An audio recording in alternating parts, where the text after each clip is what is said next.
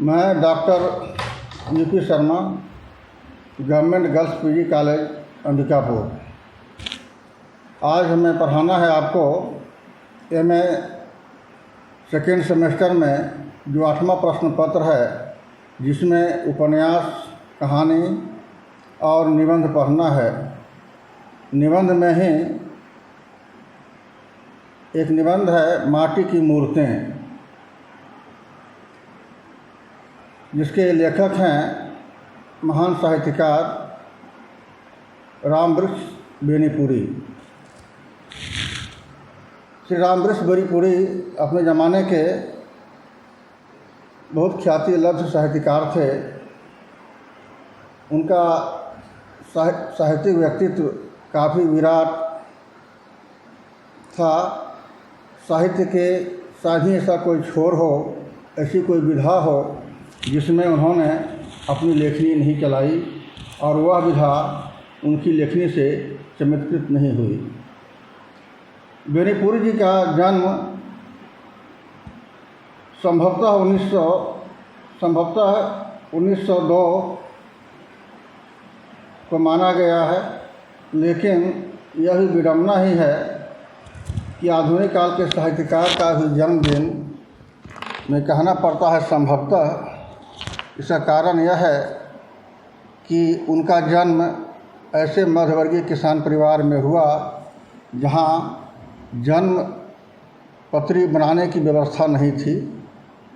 वहां जन्म तिथि का ज्ञात किसी घटना के आधार पर किया जाता था।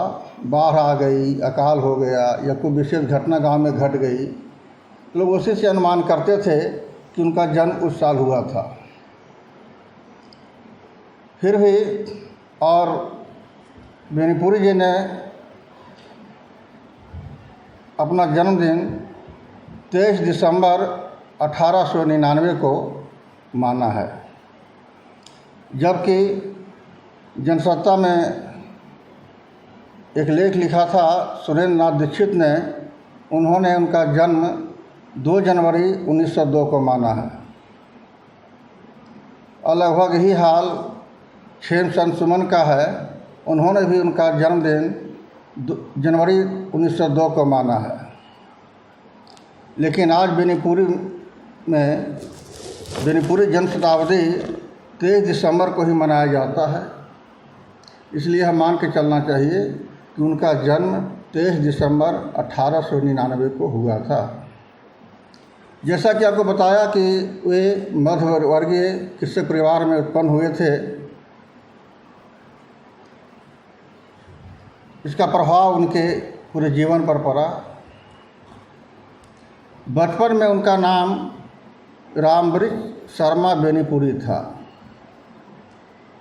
लेकिन जब आगे चलकर उन्हें लगा कि शर्मा से कुछ जाति की बू आती है, तो उन्होंने शर्मा को किनारे कर दिया और रामवृक्ष बेनीपुरी हो गए। गांव से अधिक लगाव के कारण उन्होंने रामवृक्ष को भी भूलने का प्रयास किया और वे बेनीपुरी होकर रह गए। उनकी शिक्षा भी उसी ग्रामीण परिवेश में हुई जहाँ लोग हिंदी साहित्य सम्मेलन की परीक्षा देते थे।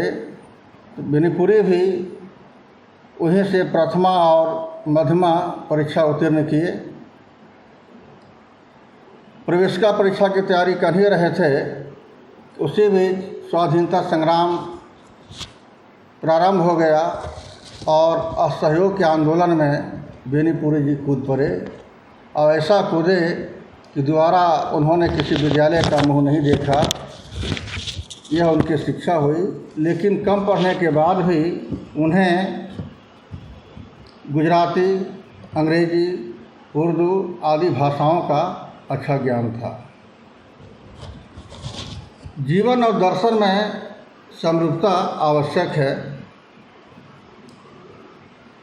बेनीपुरी का व्यक्तित्व जीवन और दर्शन से बिल्कुल जुड़ा हुआ था, उससे आप अलग नहीं कर सकते हैं। राजनीतिक जीवन में उनका प्रवेश जैसे कि बता दिया था 1920 में शुरू हो जाता है। ये गांधी के असहयोग आंदोलन से जुड़ते हैं। जुड़ने के बाद 1930 के आसपास जब कांग्रेस के भीतर हैं कुछ लोगों को ऐसा महसूस होता है कि जब तक इस आंदोलन में किसान और मजदूर नहीं शामिल होंगे तब तक मुझे आज़ादी नहीं मिलेगी। तो कांग्रेस के भीतर से ही समाजवादी पार्टी का गठन होता है। बेनीपुरी जी उसमें बढ़ चढ़ कर हिस्सा लेते हैं और कहीं न कहीं बिहार में कांग्रेस समाजवादी पार्टी के संस्थापकों में उनकी गणना होती है। उसी बीच किसान आंदोलन शुरू होता है जिसका नेतृत्व स्वामी सहजानंद सरस्वती करते हैं। जब वह किसान आंदोलन बिहार पहुंचता है तो वहाँ उसका कमान आदरणीय बेनीपुरी जी के हाथों में चला जाता है और वे पूरी शक्ति के साथ उस संघर्ष में कूद पड़ते हैं। इसके अतिरिक्त वो सिर्फ सिद्धांत की बात नहीं करते थे, किसानों के साथ लड़ते थे। यहाँ तक कि जब राहुल जी के संपर्क में आए तो उन्होंने कई बार राहुल जी के साथ कल कारखानों में भी अपनी पहुंच बनाई और वहाँ के मजदूरों के हितों के लिए संघर्ष किया। राजनीतिक जीवन के ही समर्पण भाव ने उन्हें विधानसभा का सदस्य भी बनाया। राजनीति के अतिरिक्त वे पत्रकार के रूप में भी काफ़ी लोकप्रिय हुए। बेनीपुरी जी एक ऐसे राजनीतिज्ञ थे जिन्होंने दर्जनों पत्र पत्रिकाओं का संपादन किया। यह भी उनकी एक उपलब्धि है। विशेषकर तरुण भारत, किसान मित्र, गोलमाल, बालक, युवक, किसान आंदोलन के मुखर पत्र जनता काफ़ी लोकप्रिय हुआ, जो शुरू में साप्ताहिक था और बाद में दैनिक हो गया। इस तरह एक पत्रकार के रूप में भी बेनीपुरी को याद किया जाएगा। बेनीपुरी जी साहित्य के क्षेत्र में भी ऐसी कोई विधा न थी जिसमें उनकी लेखनी ने अपना चमत्कार नहीं दिखाया। बाल साहित्य में कम से कम उनकी 28-30 पुस्तकें हैं। वो एक कवि भी थे। उनका कविता संग्रह है कविता कुसुम। रेखा चित्र के क्षेत्र में उन्होंने 4 संकलन प्रकाशित करवाया। एक तो आपको माटी की मूर्तियाँ हैं ही, इसके अलावा लाल तारा, गेहूं और गुलाब, मील के पत्थर। उनके 2 उपन्यास भी बहुत चर्चित रहे, पतितों के देश में और कैदी की पत्नी। कहानी संग्रह का नाम चिता का फूल है। और सबसे बड़ी उपलब्धि साहित्य के क्षेत्र में उनकी रही है, उन्होंने लगभग 12 नाटकों का सृजन किया, जिसका एक ऐतिहासिक महत्व है। इस तरह हम देखते हैं कि बेनीपुरी का व्यक्तित्व काफ़ी विराट है, साहित्य के क्षेत्र में भी, राजनीति के क्षेत्र में भी, पत्रकारिता के क्षेत्र में भी। जहाँ तक आपके कोर्स की बात है, आपको पढ़ना है माटी की मूर्तें।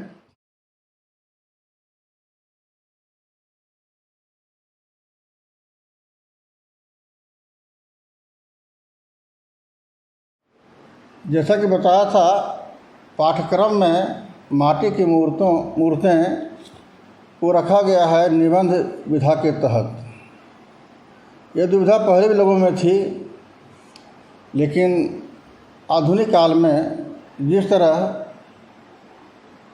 कहानी, निबंध, जीवनी, संस्मरण आदि स्वतंत्र विधाएं के रूप में मान्य है, उसी तरह रेखा चित्र भी एक स्वतंत्र आधुनिक विधा है। इसका मूल संबंध चित्रकला से है।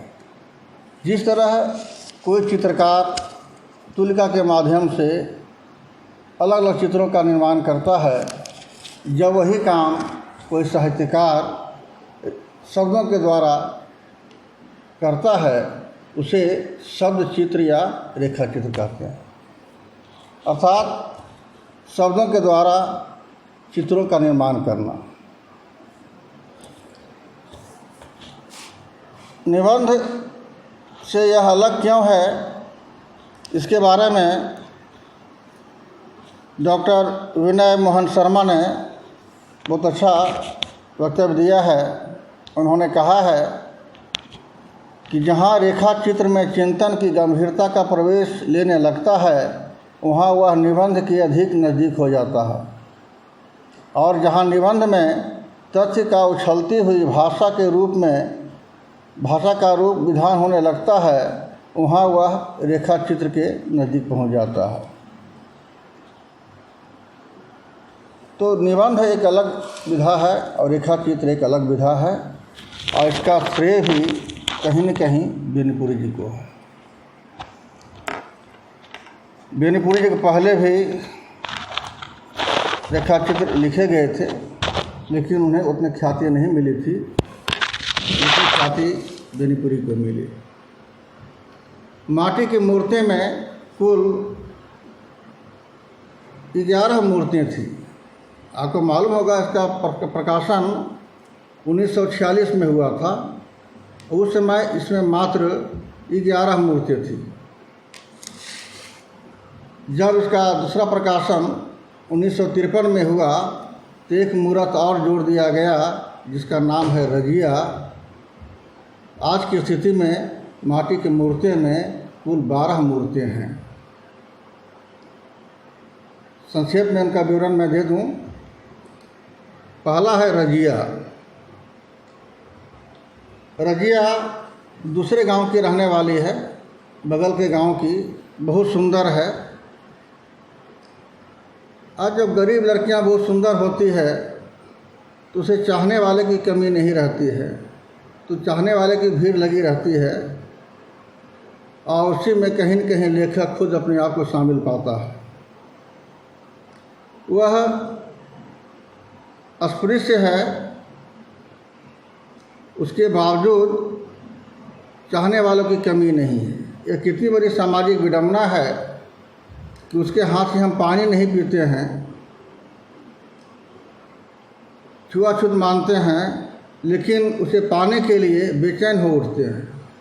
शायद इसी को देखते हुए रेणु ने महिला अंचल में बहुत अच्छी पंक्ति कहा है, बहना रे बहना चूमा लेवे में जात नहीं जाए रे। यानी चूमा लेने में जाति नहीं जाती है और पानी पीने में जाति चली जाती है। इसी सामाजिक विडंबना पर बेनीपुरी जी ने प्रकाश डाला है। दूसरा मूर्त है बलदेव सिंह। यह मूलतः संस्मरणात्मक है। इसके साथ इनका व्यक्तिगत संबंध था। बहुत खूबसूरत नौजवान है, लेकिन गांव की जो राजनीति होती है, प्रायः मारपीट होती है, उसी का वह शिकार हो जाता है और उसका अंत हो जाता है। तीसरा पात्र है या मूर्त है सरजू भैया। सरजू भैया, जैसा कि नाम से स्पष्ट है, भैया यानी इनके बिल्कुल नज़दीक थे, बहुत ईमानदार थे, परोपकारी थे, समाज सेवा इनका उद्देश्य था। लेकिन ईमानदार आदमी कभी सुखी नहीं रह सकता है। यही हाल होता है सरजू भैया का भी। उनका भी अंत कोई अच्छा नहीं था। मंगर खेतिहर मजदूर है, स्वस्थ है, तंदुरुस्त है, कर्मठ और ईमानदार है। जवानी में उसे चाहने वाले बहुत किसान मिल जाते हैं, लेकिन जब वही मंगर बूढ़ा हो जाता है, असहाय हो जाता है, तो उसका बड़ा ही कारुणिक चित्र बेनीपुरी ने अंकित किया है। पांचवा पात्र है रूपा की आजी। रूपा की आजी यह कुलीन पात्र है, उच्च वंशीय पात्र है। इसके साथ घटना ये घटती है कि 1-2 साल के अंदर ही इससे घर में 2-3 लोग भगवान के प्यारे हो जाते हैं अर्थात मर जाते हैं। और गांव वाले का शक रूपा की आजी पर होता है कि यह डाइन है, सबको ही खा जाती है। एक मिथक भी लोग कहते हैं गांव में कि जब डाइन को बाहर कोई नहीं मिलता है तो वह घर में शिकार करती है।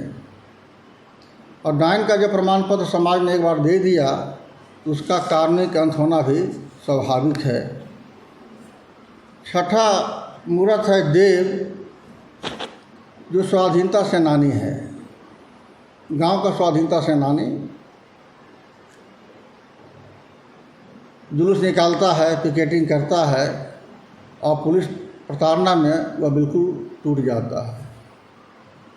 7वां मूर्त है बाल गोविंद भगत। वास्तव में यह बाल गोविंद भगत ही हैं, कबीरपंथी हैं, तत्वज्ञानी हैं। और जो तत्वज्ञानी है उसके लिए दुनिया बिल्कुल माया है। दुर्भाग्य से इनके बेटी की मृत्यु हो जाती है, लेकिन भगत जी रोते नहीं हैं। उनका कहना है कि आत्मा का परमात्मा से मिलन हो गया, बिरहनी अपने प्रेमी संग चली गई।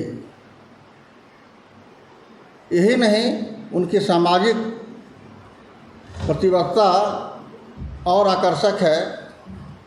जब उनकी बहू विधवा हो जाती है, उसके पिताजी आते हैं तो बाल गोविंद भगत कहते हैं कि अभी आपकी बेटी जवान है, कहीं इसकी शादी कर दीजिए, मैं आपको सहयोग करने के लिए तैयार हूँ।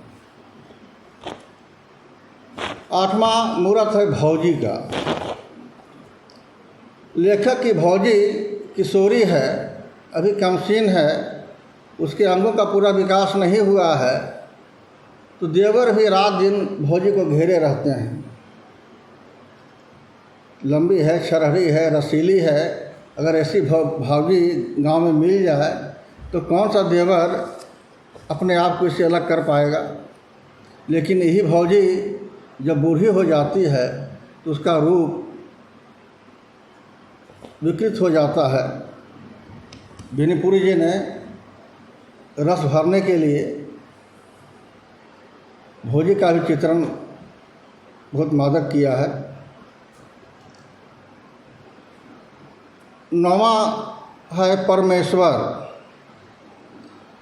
यह नाम के ठीक विपरीत इसका व्यक्तित्व है। नाम तो परमेश्वर है, इसका आचरण ठीक इसके विपरीत फिजूल खर्ची है, आवारागर्दी करते रहता है, पुश्तैनी ज़मीन को बेचकर, यहाँ तक कि पत्नी की गहने को भी वह बेच देता है और दोस्तों के साथ उसको वह खर्च कर देता है। लेकिन बुढ़ापा में इसकी सज़ा उसे मिलती है। 10वां बैजू मामा। बैजू मामा भी कुलीन हैं, उच्च जाति के हैं, लेकिन इनको चोरी के आरोप में जेल भेज दिया जाता है। और चोरी भी किसका? बैल का। अब कृषि कार्य शुरू हो गया था, इनके पास एक ही बैल था, तो बैल खरीदने के लिए जाते हैं मेला और वहीं किसी का बैल चुरा लेते हैं। उसी आरोप में इन्हें जेल हो जाता है। और जेल का रहन सहन इनको इतना अच्छा लगता है कि जेल के बाहर इन्हें मन नहीं लगता। जब कोई बाहर आते हैं तो पुनः वह जेल जाने का प्रयास करते हैं। लेखक कहीं न कहीं यहाँ भी एक सामाजिक विद्वता की ओर संकेत किया है कि समाज में सामाजिक जीवन जेल से भी बदतर है। लोग जेल में रहना पसंद करता है, लेकिन गांव में रहना पसंद नहीं करता। 11वां है सुभान खां। लंबा तगड़ा युवक है, राजमिस्त्री का काम करता है। उसके लिए दुनिया में दो ही मित्र हैं, कर्म और अल्लाह। शेष कहीं उसका ध्यान नहीं जाता है और उसकी ईमानदारी, कर्मठता पर बेनीपुरी जी बिल्कुल फिदा हैं। और अंतिम पात्र है बुधिया, जो किसी भी खेत खलिहान में, कल कारखाने में आपको कहीं भी मिल जाएगी। इस तरह हम देखते हैं कि माटी की मूर्तियों में कुल 12 मूर्तियाँ हैं और संक्षेप में अब मैं माटी की मूर्तियों में संकलित मूर्तियों की व्याख्या करना चाहूँगा। यानी उनकी मूल संवेदना क्या है, कैसी कैसी मूर्तियाँ हैं, उन मूर्तियों की क्या विशेषताएँ हैं, मेरा ध्यान इसी पर रहेगा। आप देखेंगे कि जितनी भी मूर्तियाँ हैं, एक कोई भी मूर्ति आसमान से या आसमानी देवता की नहीं है या कोई देवता के अवतार नहीं है। सभी जनजीवन से जुड़े हुए सामान्य प्राणी हैं। जितनी मूर्तियाँ हैं वो लेखक के गांव और उसके आसपास के हैं। उसमें शहर की कोई मूर्तियाँ नहीं हैं और उन मूर्तियों के साथ लेखक का आत्मीय संबंध रहा है। संस्मरणात्मक होते हुए भी उनके चरित्र विश्लेषण में लेखक तटस्थ रहा है। हाँ, कहीं कहीं यह दिखता है कि मूर्तियाँ कम बोलती हैं और लेखक को ज़्यादा बोलता है, लेकिन ऐसी संभावना बहुत कम है। इन मूर्तियों को मेकअप कम किया गया है। रेखा चित्रकार ने ज़्यादा मेकअप नहीं किया है और उनकी धारणा भी थी बेनीपुरी जी की कि मैं उसे अच्छा रसोइया नहीं समझता जो इतना मसाला रख दे कि सब्ज़ी का मूल स्वाद ही नष्ट हो जाए। और इसका प्रयोग उन्होंने लेखन में भी किया है। कम से कम मसाला डालकर, कम से कम कल्पना का उपयोग कर यथास्थिति जस के तस मूर्तियों को गढ़ने का प्रयास किया है। कई तरह की मूर्तियां हैं। अगर सभी मूर्तियों को इकट्ठा किया जाए तो पूरे गांव का दृश्य सामने आ जाता है। कहीं न कहीं पूरा गांव इसमें मूर्तित हो जाता है। प्रायः बेनीपुरी का गांव ऐसा है जहां हिंदू भी हैं, मुसलमान भी, किसान भी हैं, मजदूर भी हैं और सिर्फ इन लोग समस्या की व्याख्या करते करते कहीं गांव रसहीन न हो जाए, इसलिए रेखा चित्रकार ने रजिया और भौजी 2 ऐसे पात्रों का भी स्केच खींचा है ताकि ग्रामीण जीवन कुछ रसमय हो सके। जितनी भी मूर्तियां हैं सभी मूर्तियां कृषक कार्य से जुड़ी हुई हैं, चाहे उसमें किसान हो, मजदूर हो। जहाँ तक भाषा शैली का प्रश्न है, उनकी भाषा खंजन पक्षी की तरह उनकी लेखनी फुदकती हुई चलती है और पाठकों पर अमिट भाव चित्र अंकित कर देती है। उनकी मान्यता है कि हमारी भाषा इतनी सरल हो कि उसे खेतों कारखानों में काम करने वाले भी समझें, जैसा कि उन्होंने जनसत्ता के 3 अगस्त 1939 को कहा था। इसमें उन्होंने मूलतः 3-4 शैलियों का अधिक प्रयोग किया है। आत्मकथात्मक शैली का ही प्रयोग किया है, संस्मरण का भी है, संवाद शैली भी है, सुक्ति शैली भी है। इस तरह बेनीपुरी जी के रेखा चित्र माटी की मूर्तियाँ का विश्लेषण समाप्त हुआ। यदि किसी तरह का की कोई शंका हो तो आप धन्यवाद।